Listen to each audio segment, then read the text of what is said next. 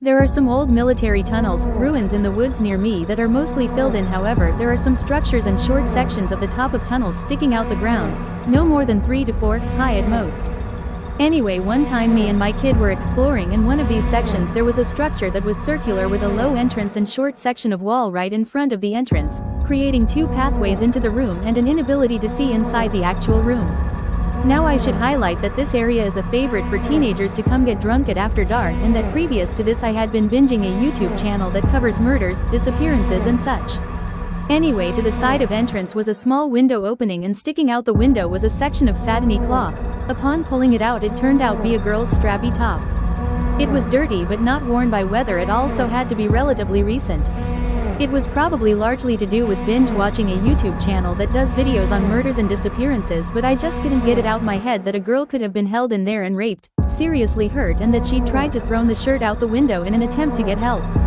I like to think I'd have gone in to check if I were alone, but I had my 6-year-old with me and was not about to risk him seeing a body, reasoning that a young girl going missing in the area would likely be local newsworthy, or at the very least my mum would hear the gossip when dog walking and I could advise a bit. I'm sure it was nothing. I think I plays on my mind so much because I didn't do the risky but right thing. For evil men to succeed and all that. I am the eldest of 5 sisters. Some years ago, my family moved to a sort of plantation house in the middle of nowhere. There were acres of thick, tropical woodland behind our house. Back then I was between 12 and 13 years old, with my youngest sister being 5 or 6. We'd often go exploring alone. We always kept to the path, which was big and very well kept by the owner of the place. One day while exploring, we found a very narrow path that had a sheer drop to a side and a mountain wall to the other. Given it was still a partly marked path, we decided to explore it. We'd walked maybe a minute when we found a dead chicken, but thought nothing of it. Chickens here roam free, so it wasn't weird to see a dead one. Then we found another dead chicken a few meters up, and another more. By then I'd gotten very suspicious because these chickens were just meters away from each other, and upon further inspection, I saw teeth marks on their necks and they were partly eaten. We decided we weren't going any further because the rest was just very dense woodland and no clear path, but before leaving, I decided to look down the previously mentioned sheer drop. I then saw what looked like the body of a weird dog with very bright orange fur. Now, keep in mind that I live in Puerto Rico, and the fauna here is limited and specific.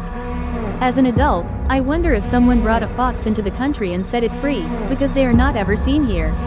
I wonder that because I assume it's the only somewhat logical thing I could compare it to, though it was much bigger and heftier than the usual small, slim fox. Anyways, I freaked out insanely because I assumed that's had killed the chickens, and I was with very small sisters who could barely run. I didn't tell them what I saw because I didn't want them to panic, but I ushered them back to the narrow path and into the main path, and told them we were going back home. Thing is, we were around 15 to 20 minutes away from home. I was downright terrified and wanted to just bolt, but knew my sisters would never be able to keep up, and if I began running, I wouldn't stop. I was losing my mind, keeping my sisters in front of me so I could keep an eye behind us without them seeing me. I really think I was about to have a total mental breakdown when suddenly, my mother appeared on the path heading towards us. She never, and I mean never, came down with us. But she said she felt like accompanying us that day. I know someone or something was watching over us that day, because I couldn't have withstood the time it was going to take getting home without probably just dropping dead out of terror. I don't really remember if I told her about what I saw. All I remember of that moment is the intense relief I felt at seeing her and understanding that it was such an unlikely thing for her to be here, but being so thankful about it as well.